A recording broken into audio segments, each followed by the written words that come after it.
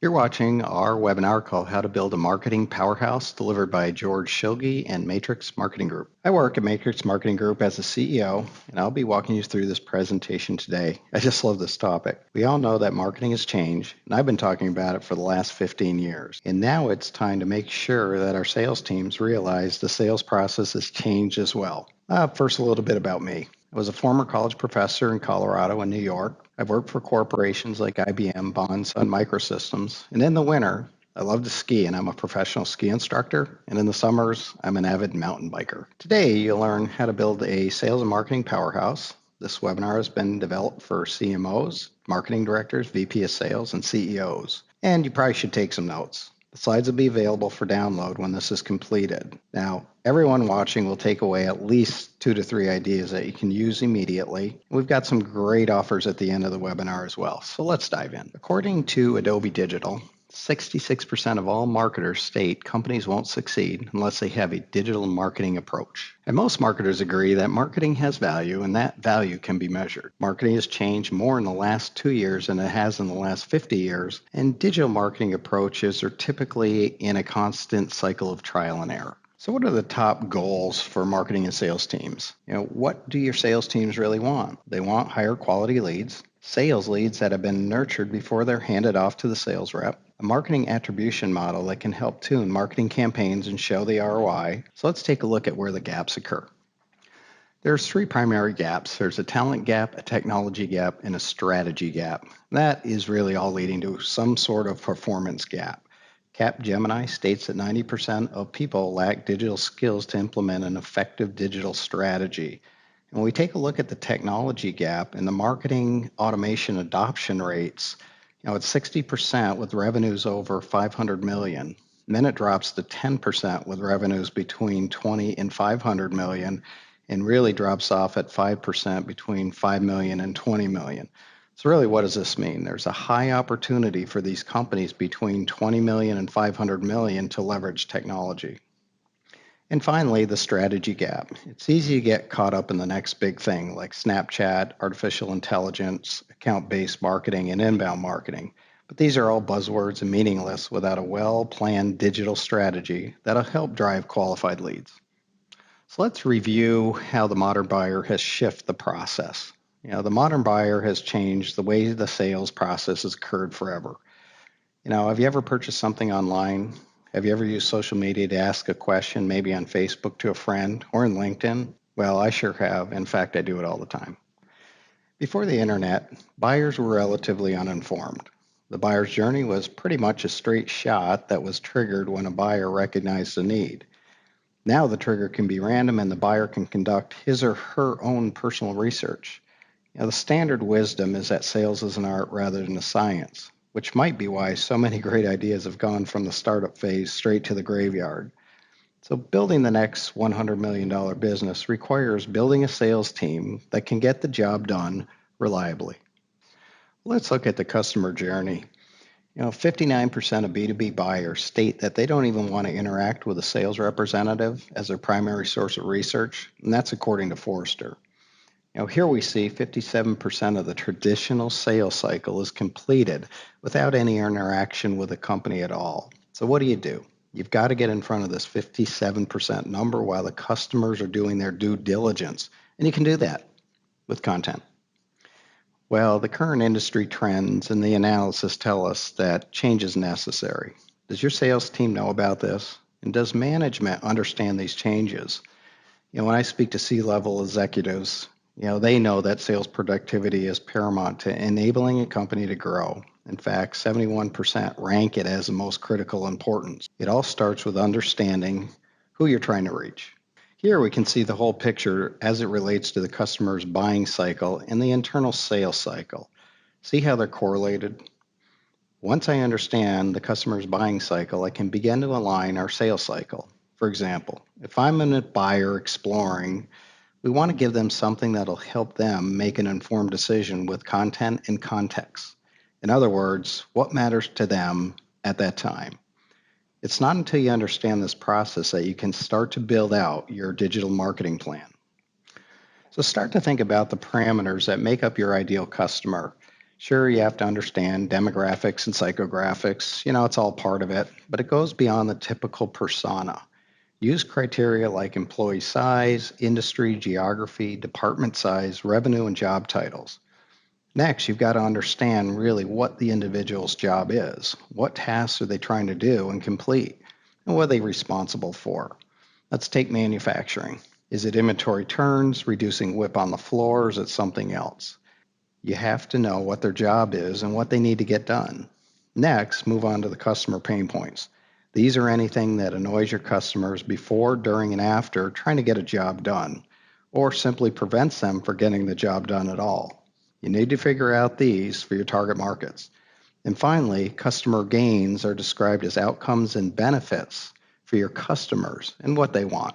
These can include stuff like utility, social gains, career growth, or possibly cost savings.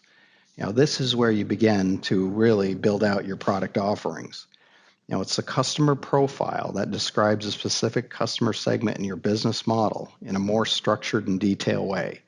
It breaks the customer down into its job, pains, and gains. So let's face it, there's friction between the sales marketing teams. It's human nature, but it must be addressed.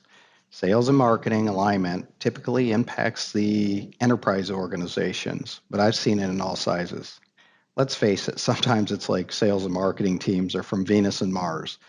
And it's this friction that is caused either by economics, cultural, or both.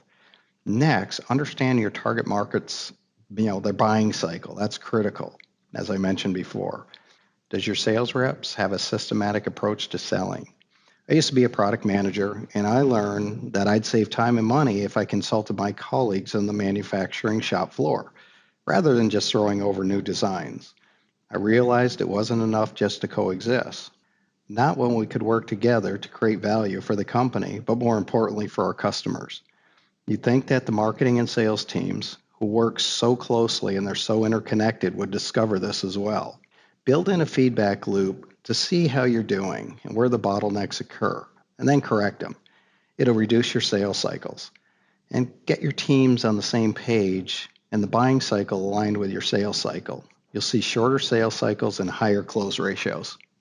So let's review the sales pipeline for these three different size companies, and they're all selling in the same industry. Here we can see a simple sales cycle for enterprise, mid-size, and small businesses. So let's review the mid-market. The mid-market group generated 8,000 leads that were passed over to sales in Q1. 6% of those leads had converted to customers for a total of 480 customers. The average annual deal size for each customer was $175,000. Now, with this conversion data, we can start to optimize the stages.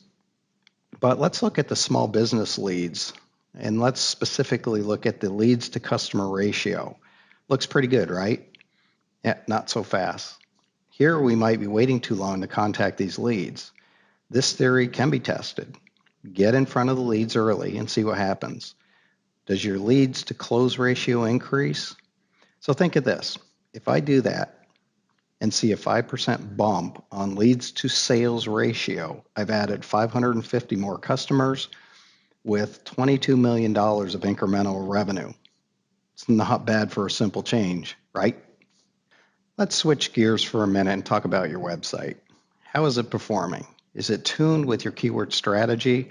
And when was the last time you did an audit? So think about, what is the goal for your website? Is it branding, e-commerce, educating customers, or lead generation? When was the last time you did a website audit? Google is changing their search algorithm frequently. You should know how it impacts your website and how your website is performing generally. A typical website is static, and they're built on platforms like Drupal and WordPress. But did you know that you can develop a website that actually changes depending on your user's makeup? These are called dynamic websites, and they present content based on the user's makeup and where they are in the buying cycle. And next, use a responsive website design platform that automatically optimizes for visitors from any device. Responsive design is automatically optimized for mobile and has SEO built into it, and that helps generating organic traffic as well as increasing sales. Next, tune your website with SEO. Get your keywords in there, Put them in your header, your title, your meta description, and alt tags. And design your website to funnel people to your highest converting web pages. You can find the top converting web pages by setting up goals in Google Analytics. I love Hotjar. It's a great tool to evaluate the user's experience. I'm sure you've heard the term before, inbound marketing. It's a marketing tactic to get buyers to find you. Wouldn't it be nice if people searching and finding you with content that answers their questions without ever having to speak to them before they're ready to buy? That's the power of inbound marketing. Get your sales reps involved in the process up front and ask them what are the typical questions that they get from their prospects. Look for common themes and topics. Next, develop a keyword strategy mapped to those words and what your audience uses, and write with those in mind. We're all busy, but you've got to find the time to get at least 2 blogs out per week. And you need to create a content production process so that it does get done.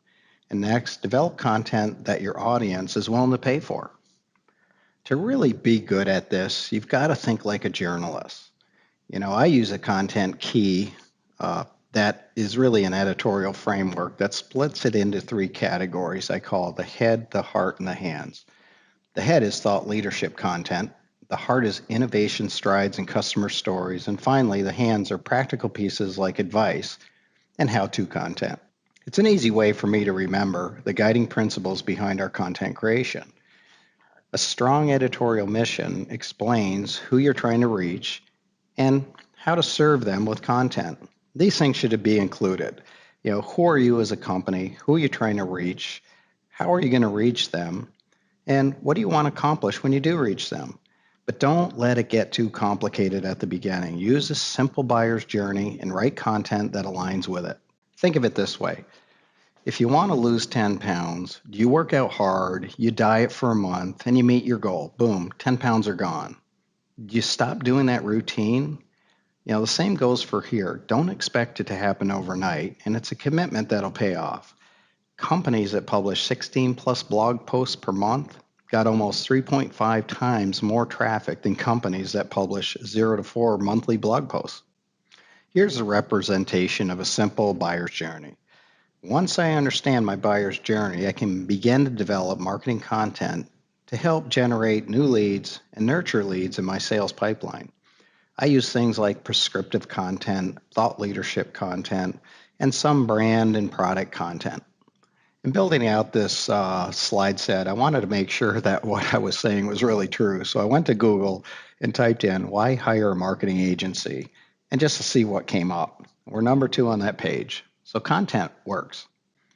So now you've got your content, you're starting to generate an editorial calendar. You need to amplify your message. Where are your customers consuming information about your industry, solutions to solve their issues? And what publications, both in print and online, are they reading? Ask your sales teams what their prospects are reading. And which influencers do they follow? And outbound still works, but be very careful here. Personalized emails are best, and we see about a 20% increase in response rates with this method. So what is your reach today, and how can you grow it? For sales leads, develop content your audience wants and use landing pages to capture their information. And I recommend, if you're just starting out, try some PPC or pay-per-click campaigns and be sure to use negative keywords so you're not getting people clicking on it that aren't relevant. Now, there are over 4,000 plus technology platforms for sales and marketing. And this slide comes from my friend Scott Brinker. I know this slide can be a little overwhelming, and not all technology applies to every specific business. But you got to design and roll out technology if you're going to employ a digital marketing strategy. Not only will you save time, but you'll align your offerings with your buyers. But most importantly, you'll begin to boost sales and shorten your sales cycles. Now it's time to take a look at analytics and reporting. Set up smart marketing goals. And you can visit our resource page and grab some free templates there. Next, set up a marketing attribution model. Gather and analyze your data from your marketing attribution model and review what marketing channels and programs are working and which are not. Test and tune your marketing program so you're getting the biggest bang for the buck. My day starts here. Here are some of the typical reports I use every day, and it's right at my fingertips. We use HubSpot, but I like Marketo, Pardot, and Eloqua as well. With marketing attribution set up, we can get daily snapshots as well as detailed reports right at our fingertips. When you combine and align sales and marketing and technology, magic begins to happen. Strangers become leads, leads become customers, and your business grows. So I hope that you've taken away 2 to 3 ideas from this webinar. Begin by evaluating your customer's buying cycle and align it with your internal sales cycle. Get a website audit done this month. Develop your content marketing plan and get an independent marketing assessment as well. So thank you for watching. And anybody that's watching this, we're offering a free website audit as well as a comprehensive free marketing assessment. So take us up on that.